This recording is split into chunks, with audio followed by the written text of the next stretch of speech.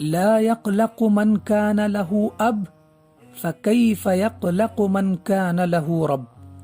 وہ شخص کبھی پریشان حال نہیں ہوتا جس کا باپ موجود ہو، تو وہ کیسے پریشان حال ہو سکتا ہے جس کا رب موجود ہو. ان عدم قدرتنا على رؤية اي شيء لا يعني انه غیر موجود. ہمارا کسی چیز کو نہ دیکھ پانا اس بات کی دلیل نہیں ہے کہ وہ نہیں ہے. ترى بإيمانك ما تعجز عينك عن أن تراه. هذه هي الرؤية الإيمانية، وهي أصدق من رؤية العين، لأن العين قد تخدع صاحبها، ولكن القلب المؤمن لا يخدع صاحبه أبدا. تم اپنے ایمان کی طاقت سے وہ دیکھ سکتے ہو جو تمہاری آنکھ نہیں دیکھ سکتی.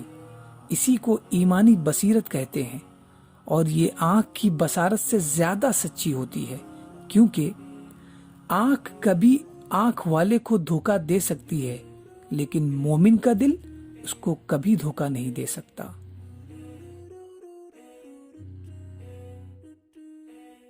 من رضی بقدری اعطیتہ علی قدری.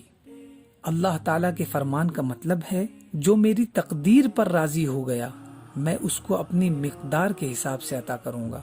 اور اللہ تعالیٰ کا ایک ہی حساب ہے، وہ بے حساب ہے. ان اللہ یرزق من یشاء بغیر حساب. بے شک اللہ تبارک و تعالیٰ جسے چاہتا ہے بے حساب دیتا ہے.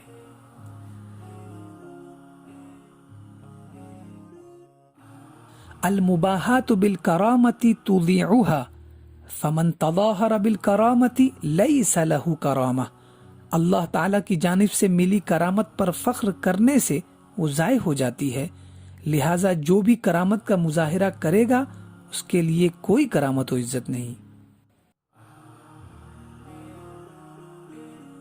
ولولا وجود الباطل ومتاعبه لما عشق الناس الحق هكذا يصير الباطل من جنود الحق. اگر باطل اور اس کی پریشانیاں نہ ہوتی تو لوگ حق کے دل دادا نہ ہوتے. ثابت ہوا کہ باطل ہی حق کا لشکر ہے.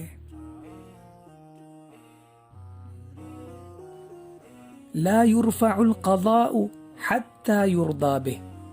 آزمائش اس وقت تک ختم نہیں ہوتی جب تک اس سے راضی نہ ہو جاؤ.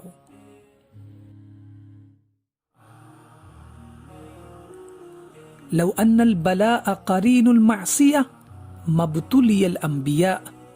اگر آزمائش نافرمانی کا سبب ہوتی تو انبیاء آزمائش میں مبتلا نہ ہوتے.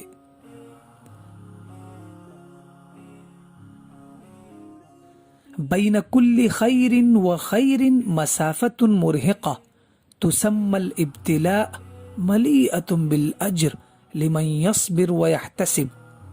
ایک بھلائی سے دوسری بھلائی کا فاصلہ تھکا دینے والا ہے، جسے آزمائش کہتے ہیں، جو اجر و ثواب سے بھرا ہوا ہے اس شخص کے لیے جو صبر کرے اور اپنا احتساب کرے.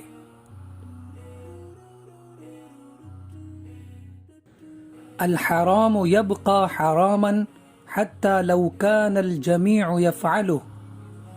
لا تتنازل عن مبادئك وإن كنت وحدك تفعلها. دعك منهم فسوف تحاسب وحدك. وقال عز وجل وكلهم آتيه يوم القيامة فردا. استقم كما أمرت لا كما رغبت.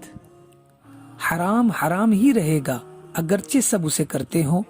تم کبھی اپنا اصول مت چھوڑنا اگرچہ تنہا تم ہی حلال کرنے والے باقی رہ جاؤ، کیونکہ کل اللہ تعالی کے پاس تمہیں تنہا حساب دینا ہوگا. اور اللہ فرماتا ہے وَكُلُّهُمْ آتِيهِ يَوْمَ الْقِيَامَةِ فَرْدًا. اور ان میں سے ہر ایک بروز قیامت اللہ کے سامنے تنہا حاضر ہوگا. لہٰذا وہ کرو جو اللہ تعالی چاہتا ہے، وہ نہیں جو تم چاہتے ہو.